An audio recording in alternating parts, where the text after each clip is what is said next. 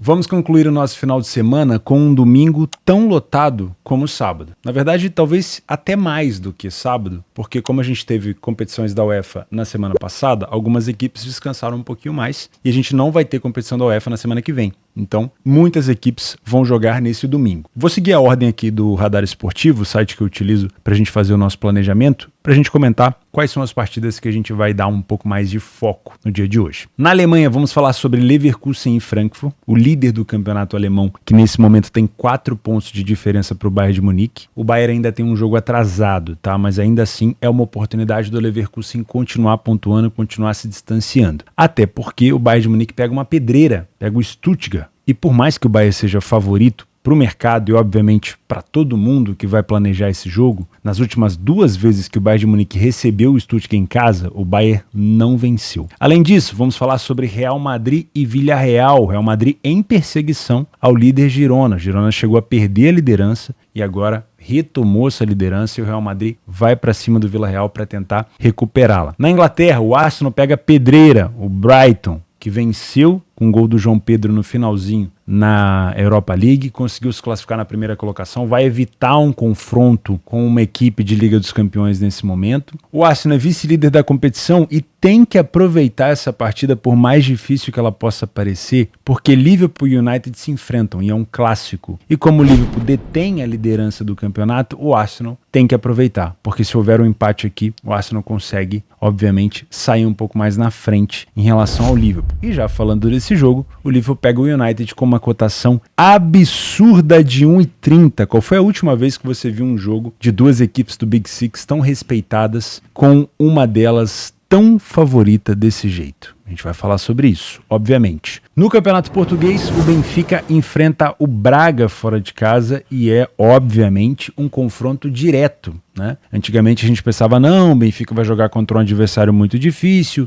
isso pode complicar a caminhada do Benfica em relação ao título. Sim, porém o Braga tem 1 ponto apenas atrás do Benfica, então o Braga, que está a 2 pontos do Sporting, também é candidato ao título nessa temporada. Então é um confronto direto. E até pensando em liderança. Quem pode se beneficiar desse confronto aqui, obviamente, é Sporting e Porto, tá? E pra gente finalizar, na Série A italiana temos Inter de Milão e Lazio, as 2 equipes que se classificaram na 2ª colocação da Liga dos Campeões e muito provavelmente vão pegar pedreira nas oitavas. A Inter de Milão aqui brigando pelo título com a Juventus e a Lazio, nesse momento, numa 10ª colocação, que é uma colocação até bem, vamos dizer assim, xoxa para uma equipe da Lazio que pode entregar um pouco mais. Meu nome é Theo Borges e eu espero conseguir te ajudar a fazer o melhor planejamento possível para esse domingo, dia 17 de dezembro. Começamos às 11 horas da manhã no jogo inglês entre Arsenal e Brighton. Você pode começar mais cedo, né? No campeonato italiano, por exemplo, tem o Milan enfrentando o Monza às 8h30 da manhã. Aproveita a promoção de horário, porque 8h30 da manhã é porque eles estão ali no horário de verão deles ali na Europa. Geralmente esse jogo de domingo é 7h30, né? Eu sei porque eu acordo bem cedo para fazer a Bundesliga 2 e a gente tem esse jogo italiano que na maioria das vezes já até começou quando eu acordei. Então, aproveita, tá? Mas enfim, vamos começar com Arsenal e Brighton. 1,44 é a cotação do Arsenal. Temos aqui um favorito pré-definido, né? Um vice-líder que pode aproveitar o confronto importante entre Liverpool e United para reassumir a liderança. Além disso, temos um dos melhores mandantes e, junto com o City, com o Liverpool e com o Aston Villa, os únicos invictos ainda dentro de casa. O Brighton, como visitante, tem 3 vitórias em 7 jogos. Não é assim um bicho papão, mas das últimas vezes que Arsenal e Brighton se enfrentaram, inclusive o Arsenal tomou algumas carimbadas do Brighton nos últimos jogos, inclusive o Arsenal se complicou no campeonato passado que ele perdeu para o City por conta do Brighton também, o Brighton tem carimbado ali o Arsenal quando visita a equipe no seu estádio. Então, por exemplo, das últimas 3 vezes, vou repetir, das últimas 3 vezes consecutivas que o Brighton pisou no estádio do Arsenal, o Brighton saiu de lá com a vitória. 2-1 em 2022, 3-1 em 2022 e 3-0 em 2023. Tá pouco ou não? Ah, mas quando o Arsenal foi visitar o Brighton, o Arsenal também venceu. Sim, os visitantes aqui têm tido sucesso nos últimos 4 jogos. Mas se a gente pegar as últimas 5 partidas, foram 3 vitórias do Brighton, 1 empate e apenas 1 vitória do Arsenal. Então a gente não precisa de muito aqui para saber que esse favorito, obviamente, pode se complicar, e foi aqui que eu coloquei ele no nosso querido radar esportivo. Vamos entender agora aonde que o Arsenal pode se complicar. Se é no primeiro, no segundo tempo, o que o Brighton pode oferecer de dificuldade aqui para essa equipe do Arsenal. Primeiro, o Arsenal, 75% de vitória em casa, muito bom. 75% das vezes é uma equipe que sai na frente do placar, isso mostra o quê? Iniciativa, então é uma equipe que vai para cima, não falhou em marcar em nenhum jogo, porém, em apenas 25% dos jogos o Arsenal ficou sem sofrer gol. É uma média de 1 gol por jogo. Toma goleada? Não toma. Mas é uma equipe que está sempre sofrendo um golzinho. O time do Brighton não tem tantas vitórias assim, 43%. Não foi o primeiro a marcar em tantas situações, isso é bom. Se você pretende vir para trabalhar a favor do favorito, isso é bom, né? O Brighton só saiu na frente em 29% dos jogos, porém, não falhou em marcar em nenhum jogo fora. Também não falhou em sofrer. Sofreu em todos. A média de gols marcados do Brighton é acima de 2 gols por jogo e a média de gols sofridos do Brighton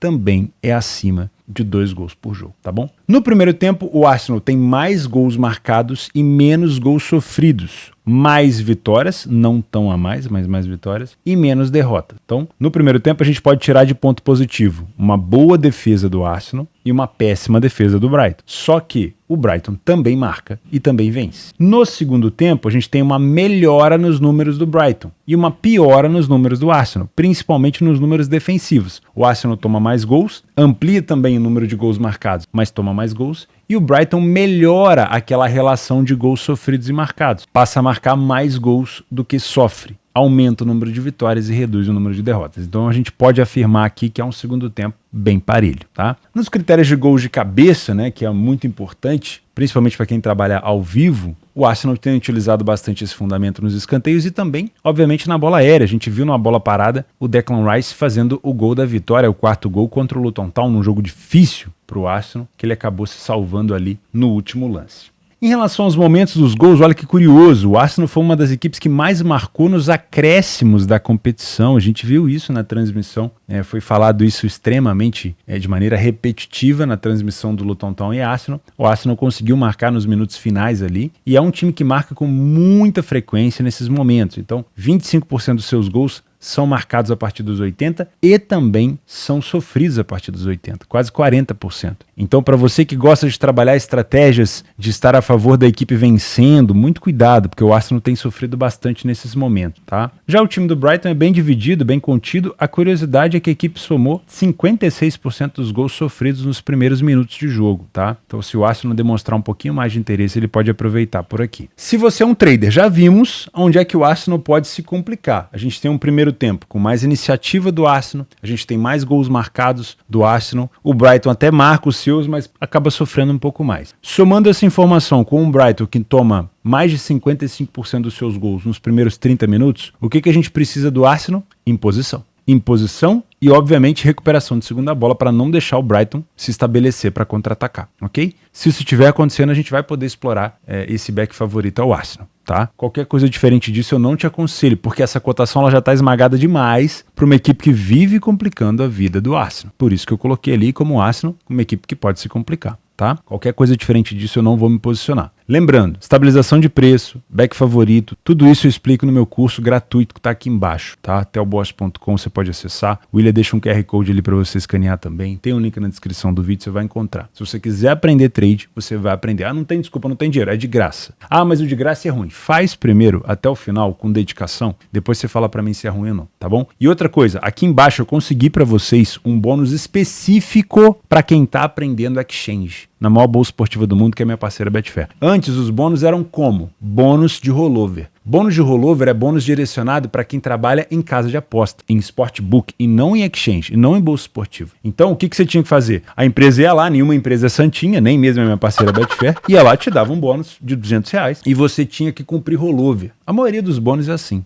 né? Ah, eu tenho que apostar 8, 5, 10 vezes em cotações de 2 para eu poder sacar aquele bônus. E claro, em cotação de 2 é uma cotação mais perigosa. Você vai repetir isso, uma hora você vai ter prejuízo e aí você vai acabar perdendo, né? É por isso que elas oferecem um bônus. Esse bônus que está aqui embaixo é um bônus para aprendizado, que funciona da seguinte maneira: você vai se cadastrar e nas primeiras 5 semanas, cada semana que você terminar em prejuízo, você vai ser reembolsado em até R$40. Isso é bom. Então 40 vezes 5 dá 200. 500, é um bônus ainda de R$200, mas você vai ser reembolsado se você terminou a semana em prejuízo. Por exemplo, você registrou amanhã, segunda-feira, né? De segunda-feira até domingo você teve prejuízo na somatória de lucro e prejuízo da semana? Ah, tive. Quanto foi você prejuízo? Ah, eu tive um prejuízo de 100. Beleza, a Betfair vai te reembolsar nessa semana até R$40 desses 100. Ah, na outra semana eu tive lucro, não vai ter reembolso. Na próxima eu tive prejuízo, reembolso de 40. E assim vai até o final da quinta semana. Eu acho um bônus excelente, porque você não depende de rollover para cumprir. E isso vai ajudar, obviamente, no seu sistema de aprendizado. É óbvio que eu não quero que você termine várias semanas em prejuízo, mas você está aprendendo. Às vezes você vai clicar errado, você vai cometer alguns erros. É normal. Né? A gente termina semanas em prejuízo aqui, é super normal, tá? Tomar prejuízo é normal. Então é um excelente bônus para você aproveitar. Voltando, se você é um punter, não vou te indicar a vitória do Arsenal, não vou te indicar dupla chance do Arsenal, não vou te indicar handicap asiático do Arsenal, porque a gente sabe que o outro time, do outro lado, o time do De Zerbi, o Brighton, é um time cascudo. É um time cascudo. Então, o que eu gosto de pensar por aqui? Mercado de gols. Tivemos um Brighton que sofreu gol em todos os jogos, fora de casa. Um Arsenal que marcou em todos os jogos em casa. Os últimos jogos entre eles, 3-0, 4-2, 3-1, 2-1 e aqui 1-0 mirrado. Então, na maioria das vezes, bateu o 2,5 e também, com uma frequência aceitável, ambas marcam. Então nós temos aqui o 2,5 a 1,57, não é uma boa odd para pré-live, por isso que eu não te aconselho fazer nada pré-jogo. E nós temos o ambas marcam aqui a 1,75, que já me agrada um pouco mais, mas ainda dá para melhorar, tá? Então eu vou pensar nesse 2,5 e nesse ambas marcam. Theo, posso me posicionar no mercado de gols após o primeiro gol para verificar se o time que está na frente está buscando contra-ataque? Pode e deve. Para mim é a melhor opção, tá? Um jogo 0-0 ele tem a tendência de se arrastar um pouco mais. Ah, Theo, tô vendo que o Brighton está na frente do Arsenal e vi que o Arsenal marca muitos gols no minuto final. Será que vale a pena pensar nesse over limite no finalzinho? Pô, acho que sim. Eu acho que sim. O Brighton não marca tanto nesses últimos minutos, nem sofre tanto, mas o Arsenal se expõe bastante. Ah, e se o Arsenal estiver na frente? Se o Brighton vier para cima com tudo no final, dá para pensar também nesse over limite? Talvez sim. Verifica se o Arsenal está contra-atacando. Essa resposta, você tem previamente ela respondida aqui, que o Arsenal é uma equipe que busca gols no final, mas você vai confirmar ela ao vivo. Se o Arsenal está confortável vencendo o jogo lá atrás sem contra-atacar, não adianta muito, né? A gente pensar no mercado de gols. Agora, se o contra-ataque tá saindo, eu sempre mostro aquelas imagens aqui, né? 3 contra 1, às vezes o cara e o goleiro sozinho. Esse tipo de situação ele vai se repetindo, você vai sentindo aquele cheiro de gol. E aí dá para você pensar assim, no over limite no final, tá? Mas muita cautela. Não é surpresa nenhuma que o Arsenal se complicar ou sofrer gol, ou acabar, obviamente, perdendo o jogo, porque é um adversário muito chato. Seguimos na Inglaterra, onde Liverpool e United se enfrentam em Anfield e o Liverpool tem uma cotação de 1,30, meus amigos. Eu vou tomar um café.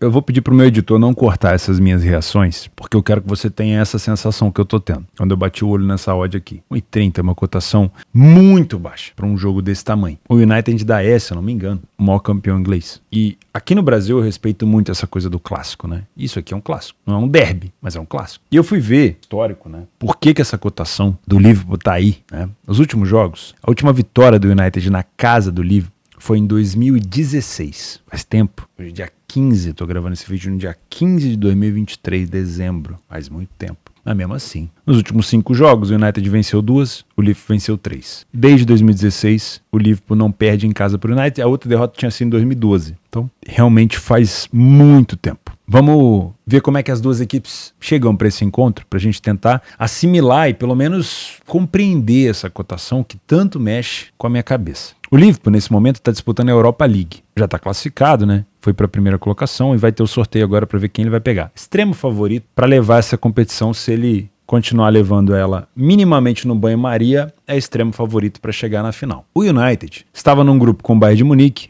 Copenhagen e Galatasaray na Champions. O United conseguiu a proeza de ficar na última colocação e nem para a Europa League, que é onde está o Liverpool, o United conseguiu descer, né? Ser rebaixado. Então ele foi eliminado. Os últimos jogos do United, quando a gente pega confronto assim, fora de casa, tivemos vitória contra o Fulham, que foi um adversário que complicou um pouco a vida do Liverpool. Um pouco não, né? Chegou a estar na frente do Liverpool, se eu não me engano, pelo menos uma vez no 3-2. E o Liverpool, com gols no finalzinho, conseguiu se recuperar. Vitórias contra o Everton, que nessa temporada está fazendo uma campanha de perda de pontos, mas é um time muito agressivo. Empate com o Galatasaray, permitindo ao Galatasaray, depois de estar perdendo de 3-1, um empate. E uma derrota para o Newcastle. Quando enfrentou...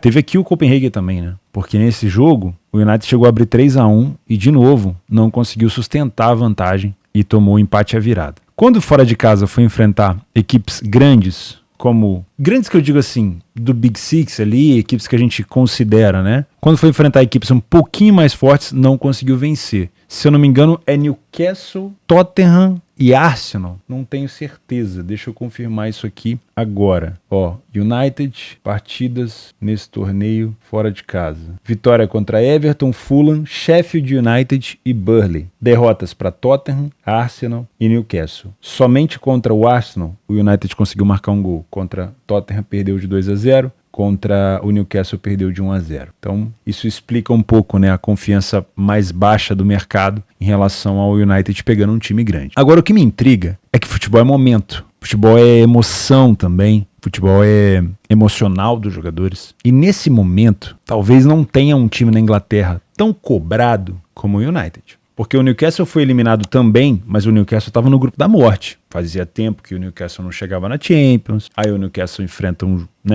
time como o PSG, um Dortmund, um Milan, segundo maior campeão da competição. E aí ele fica na última colocação. Até então tinha até chance de se classificar na última rodada. Então assim, o Newcastle ele está sendo talvez cobrado, mas não do tamanho que está sendo cobrado o United. Porque o Liverpool estava na Europa League, passou em primeiro, o Arsenal passou em primeiro no seu grupo, o City passou em primeiro no seu grupo, o Tottenham nem lá estava. Então o time que está sendo mais cobrado hoje na Inglaterra pode ter certeza que é o United. E logo em seguida ele tem um clássico na casa do líder. E aí eu fico me perguntando, será que o United é um time tão bosta assim para ter uma cotação de 8 contra o Liverpool? Não sei se eu tô fazendo a pergunta certa, tá? Às vezes você tá me olhando aí e respondendo positivamente, falando, sim, Theo, os caras são uma merda. Nem com as contratações do Amrabat no meio, com o Højlund na frente, nem isso resolveu. Talvez o problema do United não seja treinador, né? Talvez o problema do United seja muito mais do que isso, e realmente. Mas o United, depois dessa ataca que tomou na Champions, não chega pressionado, não? Ele não pode tentar pelo menos tirar um pontinho do Liverpool, não? Essa é a dúvida que a gente tem que ter. Porque certeza a gente não tem de nada. Mas vamos falar do Liverpool, que é o grande favorito por aqui. 7 jogos, 7 vitórias em casa. Saiu na frente em mais de 85% dos jogos. Obviamente não falhou em marcar. E em quase 60% dos jogos não sofre gol. É isso daqui que o United vai enfrentar, meus amigos. Talvez seja por isso que as peças desse tabuleiro vão se encaixando para essa cotação de 1,30. O United saiu na frente em 71% dos jogos. Isso é bom, mostra iniciativa. Falha relativamente pouco em marcar e fica mais de 40% dos jogos sem sofrer. Mas em relação à quantidade de gols marcados, é óbvio que o Liverpool tem um poderio muito maior, né? É Darwin Núñez, é Diogo Jota quando não tá machucado, é Luiz Dias quando não tá machucado, é Gakpo, né? Acho que é Gakpo. Tem o Salah, só isso. Então assim, poderio ofensivo dessa equipe é absurda, né? O United tem ali um Bruno Fernandes, um Højlund, às vezes um Antony, né? Um McTominay, mas é difícil até comparar. O primeiro tempo do United não perdeu nenhum fora de casa, porém vence pouco. Marcou mais gols do que sofreu. Não sofre tantos gols, tá? Isso é positivo. O Liverpool sofreu o dobro de gols, mas também não é tanto, e marcou 2 vezes mais do que 2 vezes, né? E tem quase 60% de vitória, também não teve derrota. O segundo tempo do Liverpool em casa, 11 gols marcados, 1 gol sofrido, 100% de vitória, nenhuma derrota. Esse aqui é um segundo tempo de almanac. E o segundo tempo do United já passa a ter mais derrotas, mais gols sofridos do que gols marcados, e realmente passa a ser um segundo tempo mais pouco confiável, né? Momento dos gols. O Liverpool toma 40% dos seus gols ali no primeiro tempo, entre os 10, depois entre os 20 aos 30, e toma bastante gol no finalzinho do primeiro tempo até o início do segundo. Curioso, né? E costuma marcar os seus gols do meio para o fim do primeiro tempo e no final do segundo. O time do United tem uma incidência bem grande de gols sofridos no final do jogo. Então a gente pode sim ficar de olho em gols tardios por aqui. Se você é um trader, esse tipo de cotação do Liverpool exige um Liverpool muito dominante. Muito. Porque num jogo como esse, com uma liquidez absurda que esse jogo vai ter, o Liverpool não pode jogar de uma maneira pouco ofensiva, sem recuperar a segunda bola, sem ser agressivo na marcação-pressão, porque o mercado, para colocar uma cotação como essa, vai exigir que o Liverpool massacre o United. Tem 2 maneiras de você aproveitar isso daqui. Ou você torce para que o United jogue o jogo da vida e trabalhe contra o Liverpool, porque essa cotação teria que corrigir se o Liverpool começasse mal. E para você trabalhar desse jeito, contra um favorito, que tem tantos jogadores perigosos ofensivamente, é muito perigoso. Você tem que ter metodologia muito bem centrada, definida, planejada e, obviamente, validada para isso. Eu não trabalho contra super favoritos. Então eu venho para cá desconfiado. Eu não gosto e não concordo com essa cotação do Liverpool 1,30. Eu até acho que o Liverpool tem muito mais probabilidade de vencer esse jogo, mas eu respeito muito a questão do clássico. E principalmente o fato do United estar sendo cobrado pelo desempenho que teve na Champions e vai ter que dar uma resposta. É ruim pegar o Liverpool logo em seguida, o líder do campeonato, é horrível, mas não tem como escolher, né? Então, se eu venho para ser surpreendido, se o Liverpool me surpreender com muita pressão, com muita força nessa marcação-pressão, eu posso até pensar em trabalhar nesse back Liverpool, mas eu vou ter que assistir de fato um massacre. Qualquer coisa diferente disso eu vou ficar de fora. Se você é um Panther, eu não vou te indicar a vitória do Liverpool em 30 porque na minha humilde opinião, não tem valor. Nesse clássico, não. Se você encontra um United vencendo, aí sim, talvez no segundo tempo, a gente tem aqui um Liverpool amassando, massacrando no segundo tempo, marcou a maioria dos seus gols na segunda etapa, aí talvez eu pensaria numa recuperação do Liverpool, numa virada, numa dupla chance. Agora, o jogo 0-0, eu não trabalho a favor do Liverpool com essa cotação. Pô, teria dúvida contra o Sheffield? Imagina contra o United. Sheffield United. Mas Manchester United que eu tô falando, obviamente, né? Então, que me prove o contrário. Para você que é Panther, não te aconselho trabalhar a favor do Liverpool com essa cotação. Melhor dos mundos seria o United sair na frente ali, fazer uma graça pra gente conseguir pegar alguma coisa a favor do Liverpool. Gosto de pensar no mercado de gols, mas essa cotação do over 1,5, ela tá ridícula. Pra gente conseguir trabalhar esse over 1,5, a gente vai precisar de um primeiro tempo merda. Sem gol nenhum, bem truncado, para que no segundo tempo essa cotação comece a valorizar. Esse tipo de cotação de 1,30 do jogo, esse tipo de back Liverpool 1,30, não vejo valor, tá? Os últimos jogos entre eles, vamos voltar aqui, 7-0 pro Liverpool, 4-0 pro Liverpool, 4-0 pro United, 2-1 pro United, 5-0 pro Liverpool. Tivemos então, em todos os últimos jogos, o over 2,5, 1,5, em vários deles o 3,5, o 4,5. Então, eu entendo por que essa cotação está tão baixa. Eu só não acho que ela tem valor para você fazer algo pré-live. Dá para pensar no ambas marcam? Bom, o Liverpool tem sofrido pouquíssimos gols. O United tem pouco poderio ofensivo, né? Os goleadores do United, Bruno Fernandes, McTominay, o Varane, e do lado do Liverpool, o Salah, o Jota, o Darwin. Acho que o poderio ofensivo aqui responde pra gente que talvez esse seja um jogo onde o United, se quiser buscar pontos aqui, vai ter que se defender muito mais do que atacar. Então, não sei se esse ambas marcam vai ser tão bom, mas eu tomaria muito cuidado com essa cotação esmagada do Liverpool. Pode ser que a gente consiga pegar ela um pouquinho mais alta ou ficar de fora. Foi-se o tempo que eu me surpreendia com esse tipo de cotação aqui do Bayer Leverkusen. Hoje em dia, não tem muita coisa a discutir, né? O Leverkusen hoje, certamente, ele pratica o melhor futebol na Europa, ou o mais atrativo futebol da Europa, porque numa liga extremamente dominada pelo Bayern de Munique, você conseguir já colocar uma vantagem como essa na frente e chamar o Bayern para dançar no jogo direto, não é qualquer um que faz. E muito provavelmente a gente vai ver o Leverkusen galgando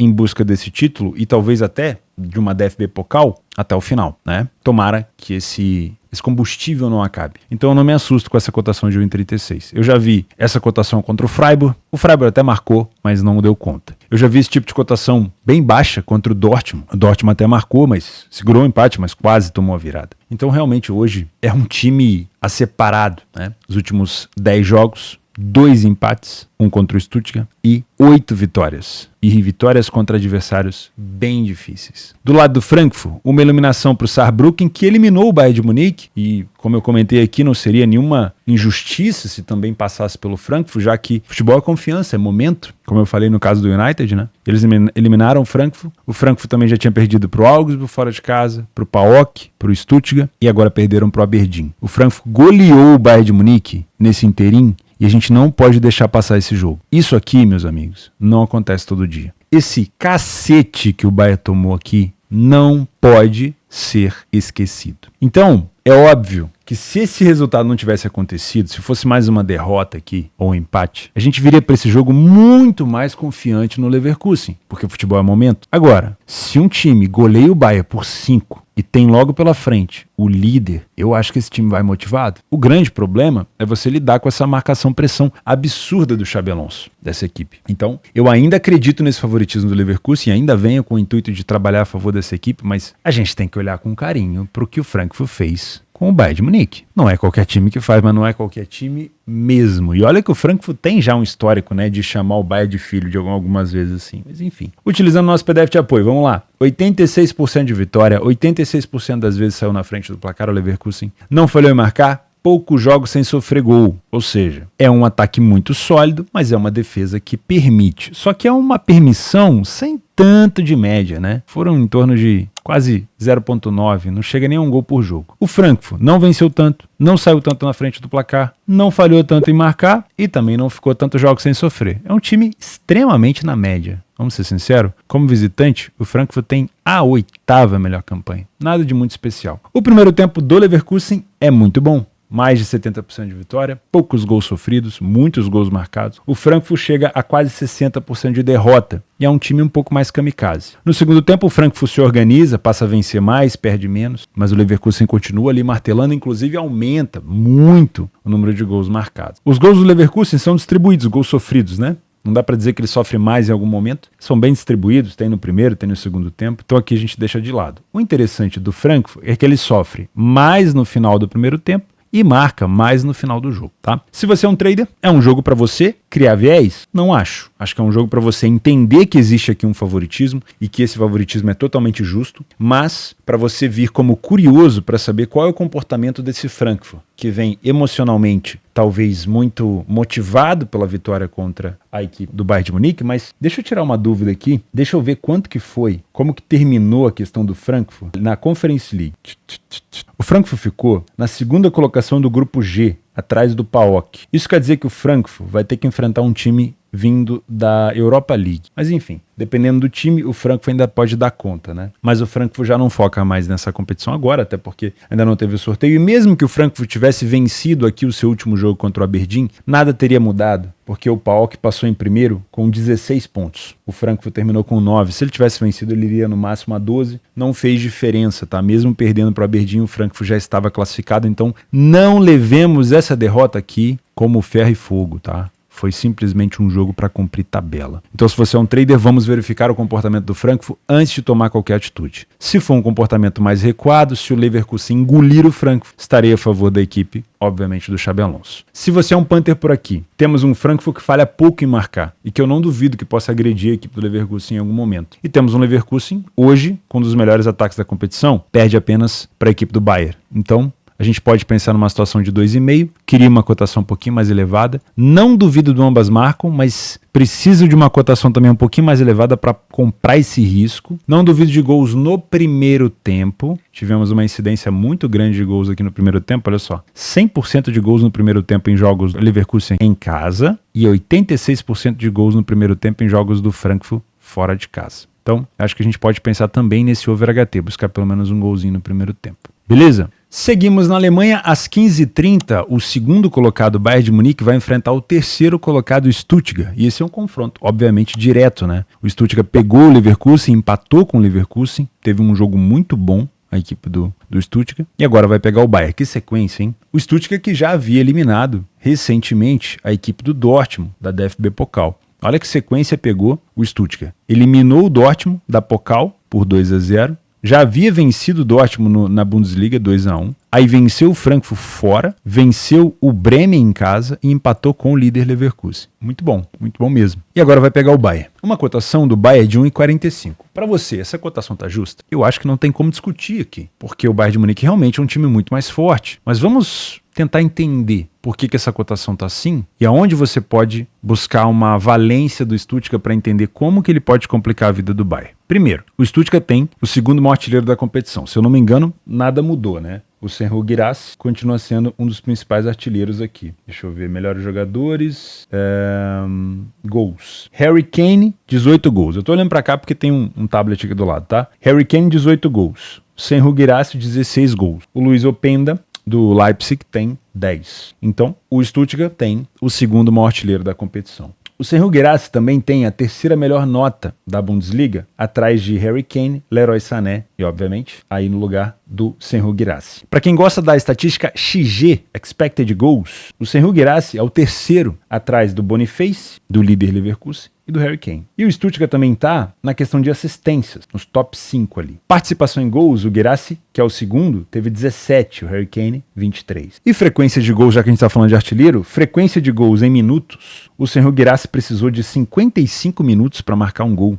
enquanto o Harry Kane precisa de 63. Então já deu para perceber que se o nosso amigo Guirassy entrar em campo, ele pode ser observado para finalização e, obviamente, para gols. E se você tem uma arma, não vou dizer assim mortífera, né? Mas se você tem uma arma dessas no seu ataque, você precisa ser um pouquinho mais respeitado. Outra coisa que faz com que o Bayern de Munique tenha que respeitar o Stuttgart são as duas últimas vezes que o Stuttgart viajou para enfrentar o Bayern. 2-2 no Allianz e 2-2 novamente no Allianz. A última vitória do Bayern em casa contra o Stuttgart foi em 2021. De lá para cá, 3 vitórias do Bayern e 2 empates. Realmente o Bayern tem tido mais vitórias. Utilizando o PDF de apoio, o Bayern saiu na frente em 100% dos jogos em casa. Realmente, isso é um excelente número. Ficou sem sofrer em 50% dos jogos. O Stuttgart fora venceu mais de 65% dos seus jogos e foi o primeiro a marcar em mais de 80%. Também é um número muito bom. Falha pouco, mas sofreu mais gols do que o Bayern. O primeiro tempo do Stuttgart é tão bom quanto o do Bayern. Só que, por mais que eles tenham pouquíssimos gols sofridos, o Bayern tem mais que o dobro de gols marcados que o Stuttgart. No segundo tempo, o Stuttgart melhora um pouquinho o seu poderio ofensivo, mas também acaba sendo um cobertor curto, né? Uma equipe que marca mais, só que também sofre mais no segundo tempo. O Bayern continua mantendo ali a organização e é um time que continua melhorando o seu ataque e mantém uma defesa sólida. Os gols de cabeça, o Bayern marca mais, principalmente nas bolas paradas. E nos momentos dos gols, a gente tem bastante frequência de gol no segundo tempo, principalmente nesse tipo de jogo, onde a gente tem cotações tão baixas como essa daqui do 2,5, ó, parecido com o Liverpool e United. Esse tipo de situação onde você tem bastante gol no final é ótimo, porque você pode esperar uma valorização. Por exemplo, o Bayern de Munique sofre 80% dos seus gols a partir dos 60 minutos e marca 22% deles a partir dos 80. O Stuttgart marca 45% dos seus gols a partir dos 80. Olha que curioso. E sofre, a partir dos 60, quase 80% dos gols. Então a gente pode sim olhar com muito carinho para gols no final por aqui. Se você é um trader, óbvio, eu não vou querer te desencorajar de acreditar que o Bayern é favorito. Só vou lembrar você que o Stuttgart é tão bom quanto, principalmente na parte ofensiva. Mas o Bayern em casa realmente costuma ser um rolo compressor, principalmente depois desse cacete sofrido pro Frankfurt por 5-1. Ah, mas ele venceu o United fora. Cara, o United, naquele jogo ali contra o Bayern de Munique, ele não existiu.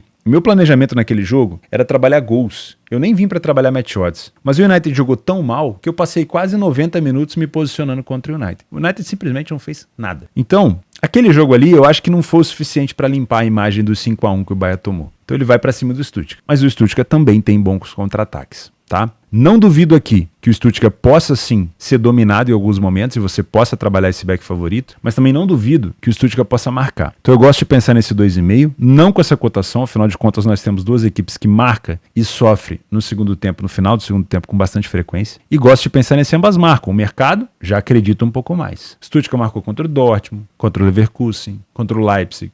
Então, pode sim marcar contra o Bayern de Munique. Coloquei o Bayern como um favorito que pode se complicar por muito respeito ao que o Stuttgart vem fazendo essa temporada. Saímos da Alemanha, vamos para a Itália às 16h45, horário de Brasília. Nós temos a Inter de Milão, que disputa diretamente o título contra a Juventus, enfrentando a Lazio. Essas duas equipes ficaram na segunda colocação da Champions e vão enfrentar pedreiras na próxima fase com toda a certeza do mundo. Essa é uma temporada mais agressiva da Inter, né? A Inter, e eu já fui essa pessoa, que criticou bastante a Inter pelo estilo um pouco mais permissivo. Uma Inter que, principalmente com o Lukaku na frente, chamava o adversário para cima. Acho que lembrava muito o estilo do Conte, Antônio Conte. Chamava o adversário para cima para poder contra-atacar e no meio da partida, mesmo às vezes com um domínio muito grande sobre o adversário, escolhia dar um passo atrás, do nada. Você não entendia nada. A linha defensiva estava lá em cima, o time estava sendo dominado, o time adversário no caso. E a Inter falava, não, tá na hora da gente dar uma descansada. Do nada. E você com a posição aberta no mercado ali tinha que falar, opa, ok. E eles davam uma recuada, chamavam o adversário para trás e depois contra-atacava. Dessa vez já é uma Inter mais agressiva, mais propositiva, que não larga, vamos dizer assim, o osso tão fácil. E é por isso que a Inter vem sendo tão goleadora. 37 gols marcados em 15 jogos. Uma média de quase 2,5 gols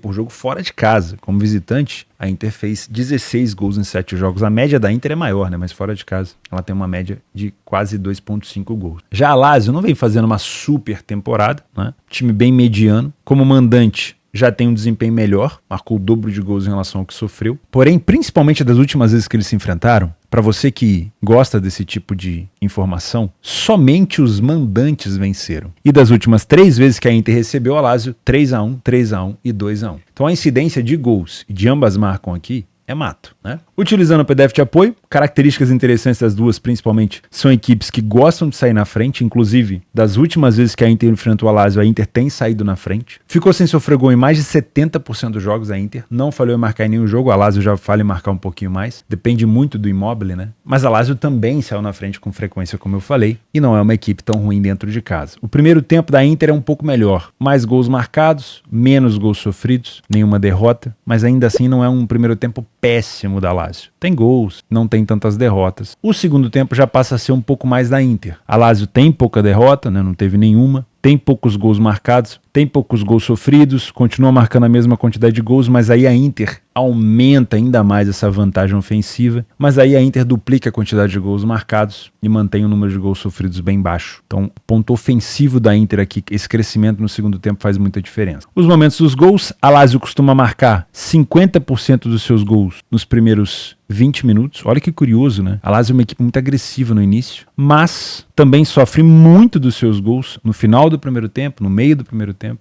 no meio do segundo. E volta a marcar lá no finalzinho. A Inter já tem uma quantidade maior de gols sofridas no meio dos tempos, tanto do primeiro quanto do segundo, e marca bastante nos minutos finais. Se você é um trader por aqui, eu te peço cautela, porque a gente sabe quem é o favorito, a gente sabe quem tem o melhor elenco, o melhor time, mas a Lazio vem complicando a vida da Inter com frequência quando joga em casa. Talvez pelo poderio de jogar na frente de sua torcida, por conseguir fazer um bom jogo, por encaixar um bom jogo contra a Inter. Então é sempre bom ter respeito por isso que eu coloquei aqui que a Inter é mais uma das equipes que pode se complicar, mais um favorito que pode se complicar. Então, muito cuidado, leitura de jogo acima de tudo. Se você é um punter, se quiser trabalhar alguma coisa a favor da Inter, é por sua conta e risco. Eu acho que o adversário aqui é bem complexo. Se for trabalhar, eu te aconselho a pensar em alguma coisa junto com um empate. Gosto de pensar nesse 2,5, o mercado não acredita, mas nos últimos 5 jogos a gente teve esse 2,5, cotação de 2 é bem interessante, inclusive se você quer ser um pouco mais cauteloso, se houver 1,5 lá no segundo tempo vai estar até mais interessante, né? É um risco um pouco menor. Gosto de pensar nesse ambas marcas, o mercado também não acredita, mas nas últimas 5 vezes aconteceu, impressionante, né? O mercado acha que a Inter vai vencer por 1-0 e acabou, pode acontecer, mas a Lazio vem conseguindo marcar na Inter com frequência. Ciro Immobile, Luiz Roberto e Matias Vecchino são os principais artilheiros da Lazio. Lautaro Martinez, Hakan Çalhanoğlu e Marcos Thuram são os artilheiros da Inter. Cuidado, tá? A Inter é favorita, mas a Lazio é carne de pescoço. Às 17 horas na Espanha, o Real Madrid enfrenta o Villarreal e obviamente precisa da vitória para seguir na caça do Girona, que já ultrapassou o Real novamente com aquela vitória por 4-2 contra o Barcelona. O Real Madrid é extremamente favorito, realmente, dentro de casa tem uma das melhores campanhas, segue invicto junto com o Betis, com o Getafe e com o Atlético de Madrid, e a gente vai tentar entender como que o Villarreal pode complicar essa vida do Real, se é que isso pode de fato acontecer. O Real Madrid saiu na frente em 57% dos jogos em casa. Não é tanto como o Villarreal. Ou seja, dá pra gente perceber aqui que o Real tem menos iniciativa em casa do que o Villarreal fora, ok? Isso já é um primeiro sinal pra gente tomar um pouco de cuidado. As duas equipes falharam pouquíssimo em marcar, só que o Real fica mais jogos sem sofrer gol. O número de gols sofridos pelo Villarreal é bem maior. O primeiro tempo do Real Madrid é bom, só que o número de gols marcados pelo Real é menor do que o Villarreal. E o número de gols sofridos é menor, ou seja, defensivamente o Real Madrid se destaca, porém, ofensivamente, o Villarreal também consegue se destacar. Mas o Real Madrid é um time mais organizado, né? Visivelmente, o time que tem mais vitórias consegue se controlar um pouco mais. O segundo tempo já é mais do Real. Mas aí no segundo tempo, obviamente para você que é um trader, já é mais complexo, né? O Villarreal tem mais dificuldade, toma mais gols, marca menos. Nitidamente, o segundo tempo, ele é mais do Real Madrid. As duas equipes já marcaram gols de cabeça. O Real Madrid sofreu 4, o Villarreal sofreu 6, o Real marcou 7, o Villarreal 4, né? Não são números tão expressivos assim. Agora, o que me chama a atenção é a quantidade de gols sofridos pelo Real Madrid nos primeiros 20 minutos, 66%. Foram poucos gols sofridos no Real, no geral? Foram apenas 3 gols sofridos, né? Mas 2 deles foram nos primeiros 20 minutos. E o Villarreal marcou, curiosamente, 75% dos seus gols nos primeiros 30. Então, para você que vem trabalhar a favor do Real Madrid, Principalmente para você que já vem muito enviesado, muito cuidado, porque o Villarreal costuma sair na frente com frequência, o Villarreal marca até os 30 minutos com frequência e o Real Madrid sofre até os 20 minutos com frequência. Não estou dizendo que a partir desse momento aí, passou isso aí, já dá para trabalhar a favor do Real. Também não estou dizendo que não dá para trabalhar a favor do Real nesse início. Dá, só foca um pouquinho mais na leitura e percebe que tipo de jogo o Villarreal está fazendo. Se é um jogo de subir linha, de marcar o Real no seu campo ofensivo, se é um jogo mais defensivo para buscar o contra-ataque, como que o Real Madrid está respondendo a isso, tá bom? Muita cautela. Se você é um Panther por aqui, é esperado que o Real Madrid vença, mas com esse tipo de cotação a 1,30 fica muito difícil. Os últimos jogos entre eles, das duas últimas vezes que o Real Madrid recebeu o Villarreal, ele não venceu. 3-2 para o Villarreal em 2023 e 0-0 em 2021. No geral, o Real Madrid venceu apenas uma das últimas 5 partidas que fez contra o Villarreal. Por isso eu não vou te indicar aqui handicaps asiáticos. O melhor dos mundos aqui, se você quiser trabalhar alguma coisa a favor do Real Madrid, é pensar num Villarreal saindo na frente, quem sabe, para você pegar uma dupla chance do Real, ou torcer para que o Real Madrid não marque no primeiro tempo, ou não sofra também, e você tente buscar uma vitória do Real no final, tá bom? Em relação ao mercado de gols, como a gente teve aqui nos últimos 3 jogos uma situação de pelo menos over 1,5 e 2,5 também, eu não duvido que a gente possa trabalhar aqui com um cenário de over 1,5. Agora, com esse tipo de cotação aqui, só pode ser brincadeira. Não vou indicar para você jamais o over 1,5 é 1,11, tá? Para você pensar nesse cenário aqui, torce por um primeiro tempo mais amarrado e a gente pensa em gols no segundo, tá? Me parece um jogo muito mais pro ao vivo do que pro pré-jogo. Tá bom? Eu até tinha colocado o Real Madrid como provável vitória, porque realmente o Villarreal não é um time tão confiável fora. Mas depois do que a gente analisou aqui, a gente já percebeu que o Villarreal pode criar algum tipo de perigo, principalmente no início do jogo, tá? Então, tenha um pouquinho de cautela por aqui. Nos jogos extras, para você ter atenção nesse domingo, nós temos o Milan, 8h30 da manhã, como eu falei para vocês, enfrentando o Monza. Para mim é um favorito que pode se complicar. O Aston Villa, que está numa fase excelente, enfrenta um dificílimo time do Brentford. É outro favorito que, na minha opinião, pode se complicar. O PSG enfrenta o Lille. O PSG é líder, mas o Lille está aqui na cola, na 4ª colocação. Pode ser um jogo difícil também para o PSG. O PSG vem cobrado depois de ter ficado na 2ª colocação do grupo e brincou com fogo, né, vamos dizer assim. Nos jogos para gol, 2ª divisão da Alemanha, dá para ficar de olho no jogo do São Paulo com o Wiesbaden, lembrando que o estilo de jogo do Wiesbaden é um estilo de jogo não propositivo, é um estilo de jogo reativo. Então o São Paulo terá a bola, terá a linha ofensiva, linha adiantada, muito provavelmente vai dar a sensação de que o São Paulo está dominando o jogo. É o melhor time da 2ª divisão, sem dúvida, mas o Wiesbaden é um time chato, tá? E gosto de pensar em gols por aqui somente se o placar já estiver alterado. O jogo 0-0 do São Paulo geralmente tende a se arrastar. Toma muito cuidado com isso, tá bom? O São Paulo venceu 4 e empatou 4 dos jogos que fez em casa. Karlsruhe e Elversberg, excelente jogo para gols. Brian Schwein em Kaiserslautern também pode ser um excelente jogo. E AZ Alkmaar e PSV. Eu vou sempre trazer o PSV agora para comentar por conta do estilo do treinador, né? É um estilo muito, muito agressivo. Outros jogos interessantes é o Freiburg com o Colônia. O Freiburg vem de uma derrota para o West Ham. E o Braga com o Benfica. Lembra do que eu falei lá no início. É um jogo muito importante e é disputa pelas primeiras colocações, tá? Quando visitou o Braga das últimas 3 vezes se complicou. Uma eliminação aqui numa Copa, provavelmente numa taça. Depois mais uma derrota por 3-0, 3-2. Aí teve 2 vitórias para o Benfica, né? Então é um jogo sim parelho, um jogo difícil. E para você complementar a sua grade de trabalho, 10h30 nós temos o Feyenoord contra o Heracles. O Feyenoord está na disputa contra o PSV, na Holanda. O West Ham enfrenta o Wolverhampton. Na Espanha, o Real Sociedad enfrenta o Betis. Bela defesa do Betis na competição, tá? Bolonha enfrenta a Roma. Dificílimo jogar contra o Bolonha na casa dele. O Las Palmas na Espanha pega o Cádiz. Difícil falar, mas o Las Palmas é um excelente time. Essa temporada nem se fala, muito, muito chato de se enfrentar. Pelo menos como visitante é assim. Em Israel, Maccabi Tel Aviv e o Maccabi Haifa enfrentam respectivamente o Netanya e o Hapoel Haifa. Tá bom? Vou ficando por aqui, muito obrigado pela tua companhia, pela tua audiência, não esquece de deixar o like aqui no vídeo que me ajuda demais, me seguir nas outras redes sociais, se tornar membro do canal para ajudar a gente por aqui e a gente se vê na segunda-feira. Juízo, um abraço.